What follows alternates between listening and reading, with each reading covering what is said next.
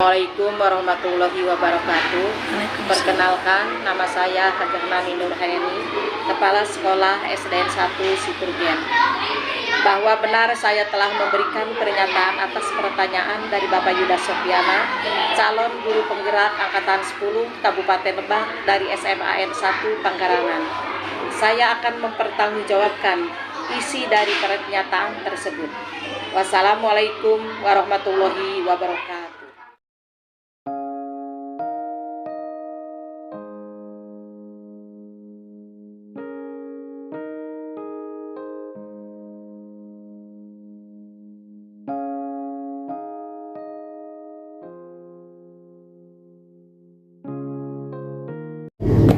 Assalamualaikum warahmatullahi wabarakatuh.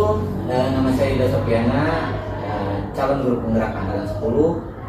Pada hari ini saya akan mewawancarai Bapak Kepala Sekolah dari SMA 1 Panggarangan, yaitu Bapak Cahya Irawan SPD MPD. Baik, langsung saja ya. Selamat pagi Pak. Selamat pagi Pak Yuda. Bagaimana kabarnya? Sehat? Alhamdulillah, kabar hari ini sehat, baik. Alhamdulillah Pak. Mohon maaf sebelumnya Pak, mengganggunya. Dengan senang hati. Sedang tidak sibuk kan Pak ya? Ya. Baik, terima kasih Bapak sudah diberi kesempatan. Hari ini saya akan mewawancarai Bapak dengan berbagai pertanyaan nih Pak. Ada 9 pertanyaan. 9 pertanyaan. Semoga saya bisa menjawab ke 9 pertanyaan ya. Baik, mudah-mudahan Pak ya. Bisa dipas nggak?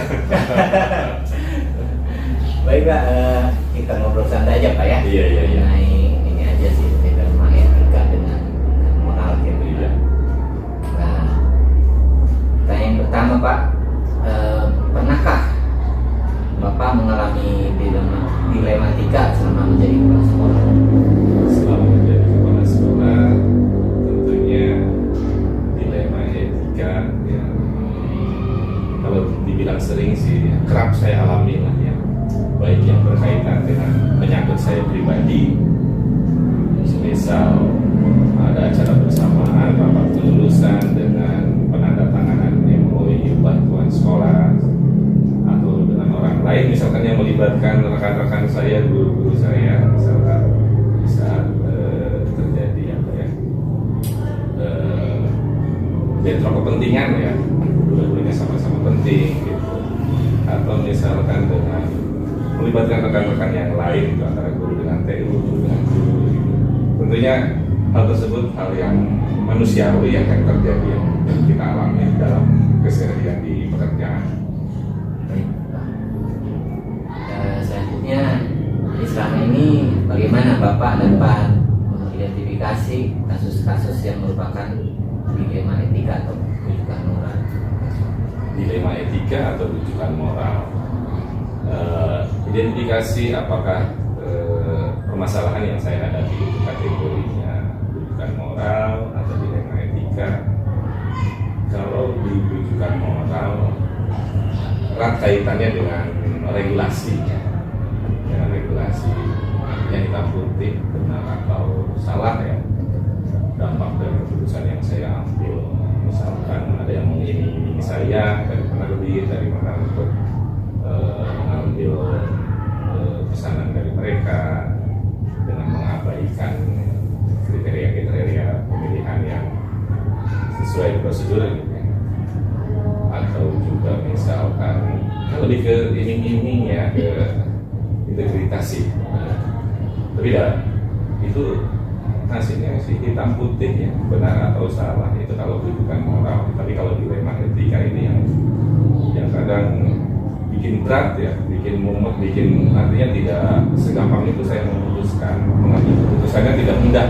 Beda dengan rujukan moral ya, mungkin saat itu saya bisa langsung menjawab tidak, tapi kalau ketika dihadapkan dengan dilema etika ya, lebih komprehensif ya, lebih komprehensif karena dua-duanya sama-sama baik, sama-sama bagus, cuma dasar pengambilan keputusannya saja yang harus disepakati bersama tentunya gitu ya. Itu yang saya rasakan selama ini gitu. Memang sulit ya memutuskan di antara benar dan benar itu. Pokoknya maaf Aku cinta kau dan dia itu bingung kan? Luar biasa ini Bapak. Ada lagunya ya, aku cinta kau dan dia Ya. ini. Baik Pak. Ya santai aja ya, kita Ya, mau santai aja mau Bapak ya. Selanjutnya Pak, ini selama ini apa ya? Bagaimana Bapak menjalankan pengambilan keputusan di sekolah, Iya. terutama untuk kasus-kasus di mana ada dua kepentingan yang sama-sama benar atau sama-sama mengandung nilai kebajikan, Iya. Pak.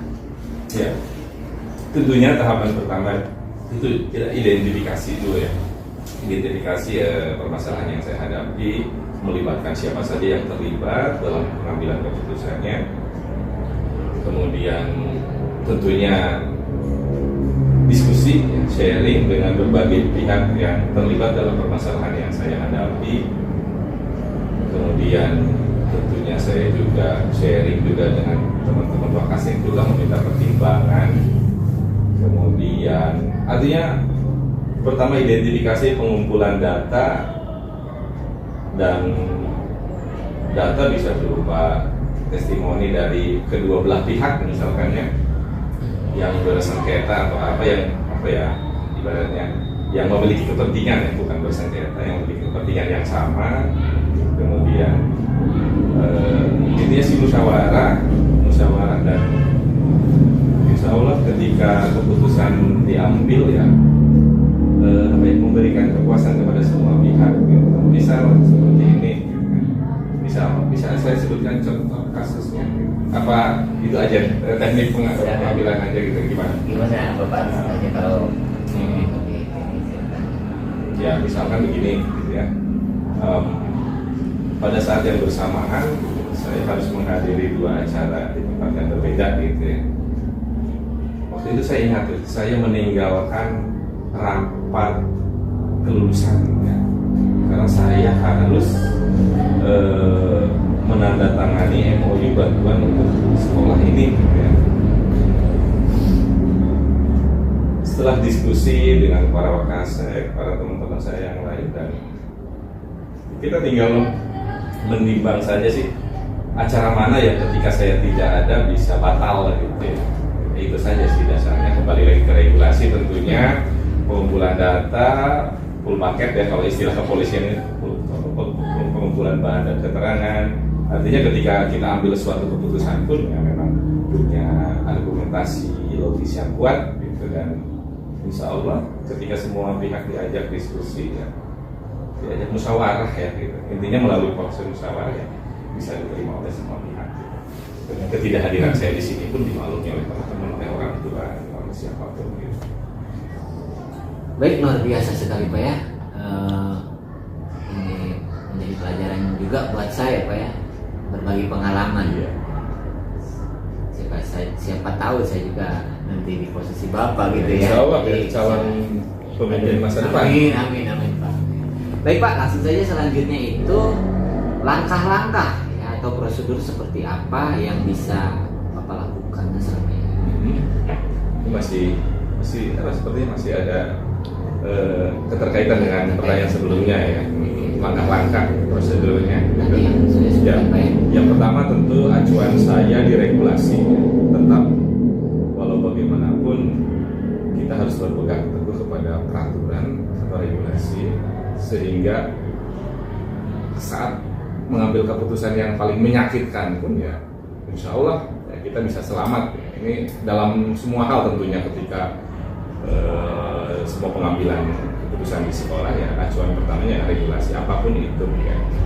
Kemudian pertanyaan apa ya, permasalahan berikutnya kan ketika kita harus memilih tadi ya, dua kepentingan yang sama-sama penting, dua persoalan yang sama-sama penting ya. Tadi yang pertama ya, kita berpegang teguh kepada regulasi, kemudian aturannya benar-benar kita apa ya, harus ngolok bila ketika misalkan permasalahan kurikulum, permasalahan kesiswaan, ketika ada kemudian permasalahan sarana prasarana yang lainnya ya, kita yang pertama ya acuannya dari regulasi. Keuangan misalkan sama, pegang harus diketahui, ini pesan aja gitu ya ke Pak Yuda ini nanti ya, berarti ya sebagai kepala sekolah ya kita harus menguasai semua regulasi ya, seluruh komponen di dalam sekolah ya, kurikulum, kesiswaan, sarana prasarana, keuangan ya, agar agar kita bisa selamat dalam pengambilan keputusan. Dan tentunya regulasi tadi atau semua regulasi yang kita jadikan patokan tadi ya, kita juga tidak serta-merta mentang-mentang ini saya pegang regulasinya bisa seenaknya, bisa otoriter ya, atau misalkan koersif atau menggunakan power.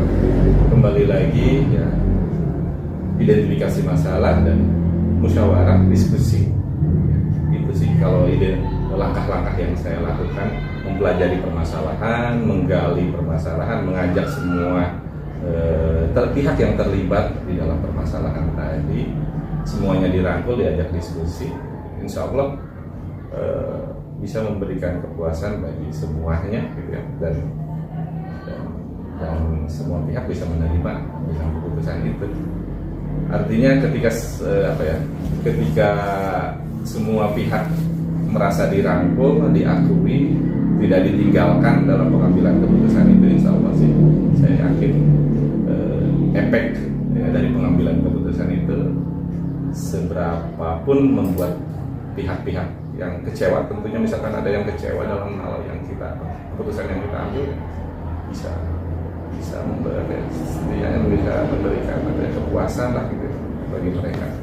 Oh saya diajak, saya diajak ngobrol, saya diajak diskusi, keberadaan saya ternyata ada gitu ya, dianggap gitu. Makanya ya, diskusi inilah yang paling penting, musyawarah ya, diskusi atau musyawarah. Tentunya saya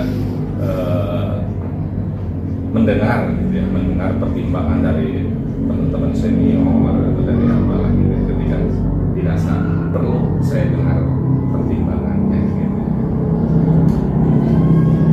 Sekali Pak ya, pertama regulasi gitu ya, kita harus memang paham sekali Pak ya. Iya, itu pokoknya pijakan pegangan kita itu ya regulasi. Apapun itu kadang ya tadi ya, baik itu belum tentu benar gitu ya. Baik itu belum tentu benar ya. Kalau bisa ya baik dan benar ya yang kita jalankan atau yang kita kerjakan di sekolah ini. Ini bisa merangkul semuanya Pak ya. Ya, itu keputusan yang bisa membuat supaya bisa kepuasan. diterima. Walaupun misalkan ya saya bisa saja menggunakan power saya sebagai kepala sekolah gitu ya, udah lu diem udah nurut gitu. Kan harus nurut ya gitu. Akhirnya ada di saya semua, tapi kan nggak bisa gitu juga ya, macam-macam bikin gitu. Tapi kan hanya nggak sehat nantinya buat sekolah gitu ya. Dari sisi kebijaksanaan Pak ya. Baiklah Pak, luar biasa. Selanjutnya di sini hal-hal apa saja yang selama ini Bapak anggap efektif dalam pengambilan keputusan pada kasus-kasus dilema etika? Ya, tentunya hal tersebut bisa kita capai dengan sering ngobrol, sering diskusi, dengan memberikan penguatan kepada teman-teman semua, seluruh stakeholder yang ada di sekolah, bahwa kepentingan sekolah atau urusan sekolah ya di atas segalanya ya, prioritas ya, menjadi prioritas tentunya, sehingga ketika hal tersebut sudah tertanam dalam benak atau pemikiran teman-teman TU, tentunya paling tidak ketika menghadapi permasalahan pun ya nomor satunya ya dasar pengambilan keputusannya kepentingan atau kebaikan untuk semua atau kebaikan untuk sekolah, seperti itu kira-kira yang bisa saya jadikan acuan ya gitu, yang saya lakukan. Jadi ketika ada konflik nih misalkan atau ada perbedaan pendapat, prioritas sekolahnya apa, kepentingan untuk sekolahnya apa. Jadi yang terpenting prioritas sekolah Pak ya, sekolah adalah ya. Pihak pada murid Pak. Baiklah, selanjutnya ini hal-hal apa saja yang selama ini merupakan tantangan Pak ya dalam pengambilan keputusan pada kasus-kasus dilema etika? Tantangannya, hal-hal yang menjadi tantangan ketika saya menghadapi persoalan suatu kasus ya, dilema etika ya, tentunya ya saya harus bisa membuang unsur subjektivitas ya gitu. Tentunya ketika sama-sama benar, maka saya akan menggunakan hati saya, perasaan gitu ya, lebih ke perasaan. Misalkan saya berpihak kemana atau apa, saya lebih dekat dengan siapa gitu ya. Itu sih paling. Jadi kita benar-benar harus lurus ya. Walaupun sulit sih memang gitu ya. Dua-duanya benar, kalau saya boleh mengambil yang mana saja ya, memihak kepada siapa saja karena dua-duanya benar. Tapi kembali lagi ya harus bisa buang jauh, bukan buang jauh, bukan buang ya, simpan sementara dulu unsur subjektivitasnya, walaupun itu berat, tetap tadi acuannya regulasi, kemudian yang kedua kebermanfaatannya yang lebih tinggi di mana gitu, ada di pihak mana gitu ya. Dan tentunya itu harus disampaikan kepada semua pihak yang terkait dengan permasalahan dilema etika tadi, sehingga keputusan yang saya buat bisa diterima oleh semua pihak gitu. Itu luar biasa ya. Selanjutnya nih Pak ya, apakah Bapak memiliki sebuah tata kala atau jadwal tertentu dalam sebuah penyelesaian kasus dilema etika? Apakah Bapak langsung menyelesaikan di tempat atau memiliki sebuah jadwal untuk menyelesaikannya gitu? Iya. Bentuk atau prosedur seperti apa yang Bapak jalani? Iya. Tentunya seperti yang saya sampaikan di awal bahwa lebih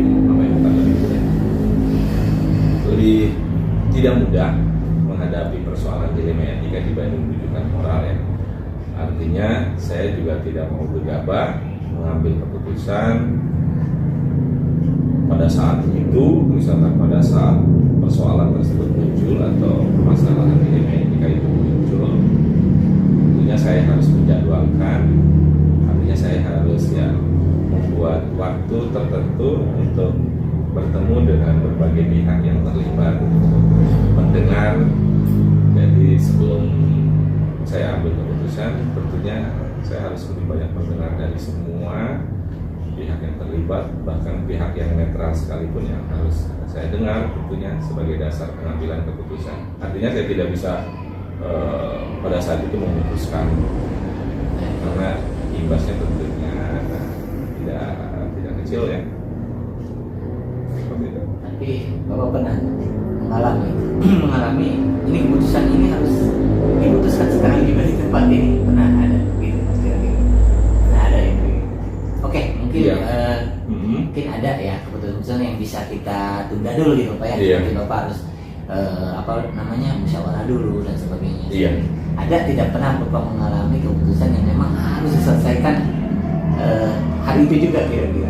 Pernah?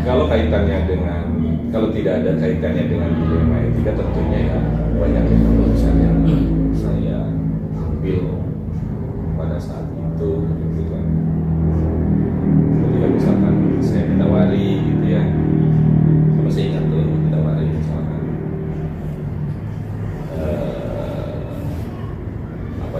iming-iming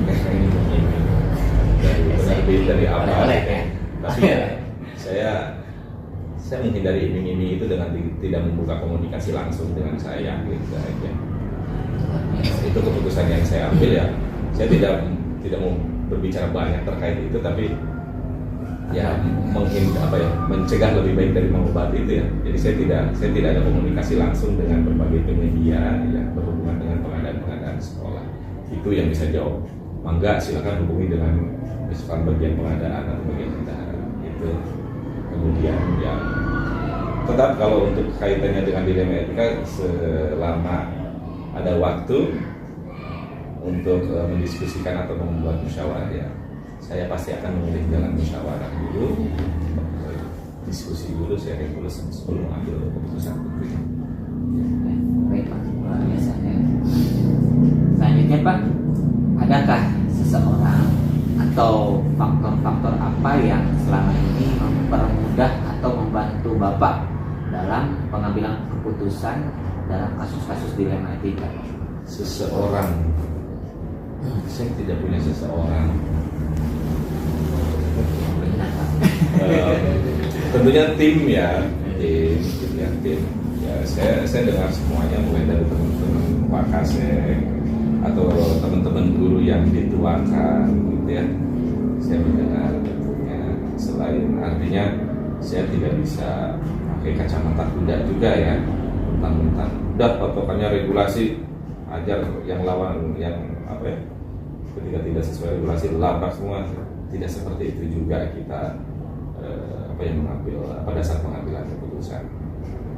Seperti yang sudah saya sampaikan tadi, kepala sekolah itu atau pimpinan itu harus lebih banyak mendengar gitu ya, telinganya harus lebar gitu ya, dan nggak boleh tipis telinga juga gitu, harus tebal telinga dan telinganya terbuka lebar apa sehingga input atau informasi yang sepedas apapun, sebagus apapun yang kita bisa tampung untuk kita analisa tentunya sebagai bahan pertimbangan pengambilan keputusan. Jadi saya tidak punya seseorang tapi punya beberapa orang ya gitu ya, orang-orang. Jadi tidak ada guru spiritual khusus misalkan di sekolah. Punya seseorang apa ya, punya beberapa orang. Punya beberapa orang. Ya kan ada para wakasek, guru senior. Tidak guru senior juga, ya, tidak harus senior ya. Pokoknya saya mendengar dari siapapun. Luar biasa bijaksana Pak. Ini bisa mendengar dari senior dan junior gitu ya. Kalau memang itu baik, kenapa tidak? Iya, Ya? betul seperti itu. Baik Pak, ini pertanyaan terakhir Pak.